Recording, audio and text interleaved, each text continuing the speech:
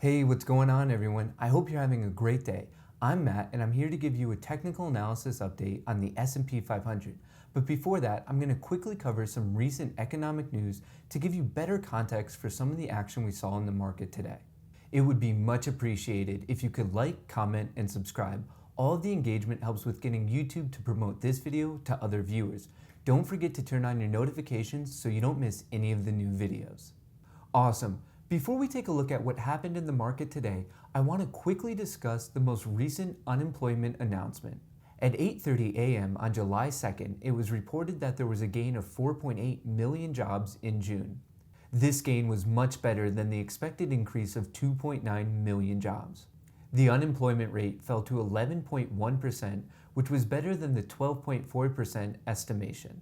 This report prompted bullish sentiment for obvious reasons, but I want to remind you where we are in the big picture. In April of this year, the economy lost just under 21 million jobs. It's excellent news that we were able to get 4.8 million back, but we're not out of the woods yet. We still have a ways to go. To the best of my knowledge, it was this report that caused the early morning run-up in the S&P 500.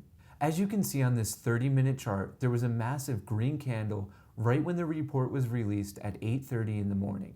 Let me switch out to the hour chart so you have a better understanding of the support and resistance levels. As you can see on this chart, the bears pushed the market below this trend line on June 26th. After that, the bulls stepped in and reclaimed the trend line and actually pushed the market above a second trend line, which brought us to today's jobs report. The report was well received, which is why we saw this gap and a run above the recent resistance level at 314. Unfortunately for the bulls, the market wasn't able to hold this resistance level, which is why in yesterday's video, I advised taking some profits if you were long because this is an obvious zone of supply.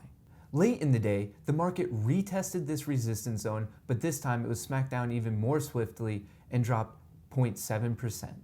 To give you a better idea of the situation we're currently dealing with and what to expect next, let's take a look at the daily chart. Here you can see how the market was rejected at a resistance previously established on June 23rd, the 19th, and the 17th. I want to share the three ways I think this could reasonably play out. The first case, which is also the bullish case, would involve the market pushing above this $314 resistance and then moving on to fill this previously established gap. That would make 323 the next resistance line, which would be a gain of 2.85%. The next case would be more of a range-bound sideways choppy trading within this area because of all of the previously established support and resistance. The market could easily continue downward, bounce off of this trend line, and then retest the resistance. If the trend line fails, we could go down to test the previous support area of 306.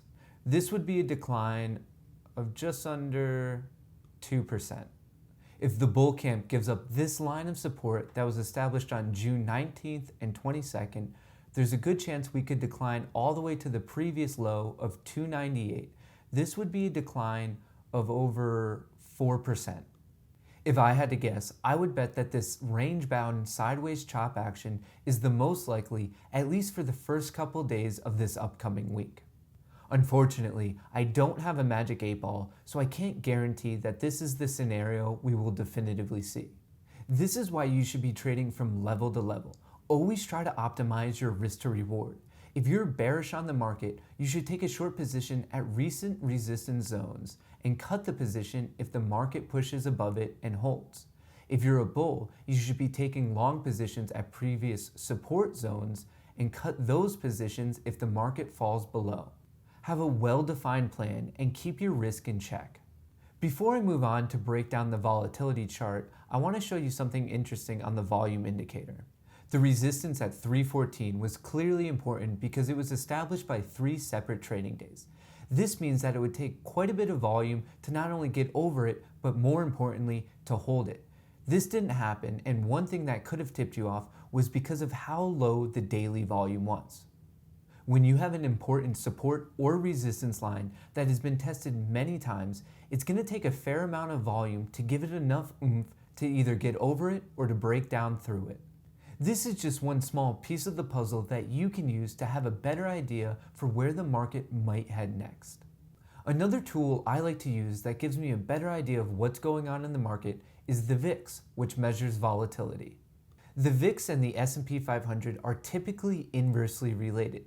That means as one goes up, the other goes down, and vice versa. When we saw the VIX break out of this downward trend, we saw a drop in the market. More recently, we saw that the VIX couldn't break above this resistance at 36.9, and it actually started to die off, which was reflected in the market by a handful of positive days. The first support I'll be paying attention to is at 23.5. If the VIX bounces off of this, you can expect a decline in the S&P 500. On the other hand, if the VIX breaks through this support and continues downward, you can expect the market to move upward.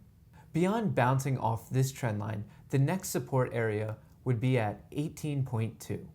Once again, this is just another tool you can use to piece together what's going on in the market. As a quick reminder, the market will be closed on July 3rd because of the holiday. I hope you have a safe and enjoyable extended weekend. Thanks for watching. Don't forget to hit the like button, leave a comment, and subscribe to the channel. It really helps with getting this video in front of other people. And as always, best of luck in the markets.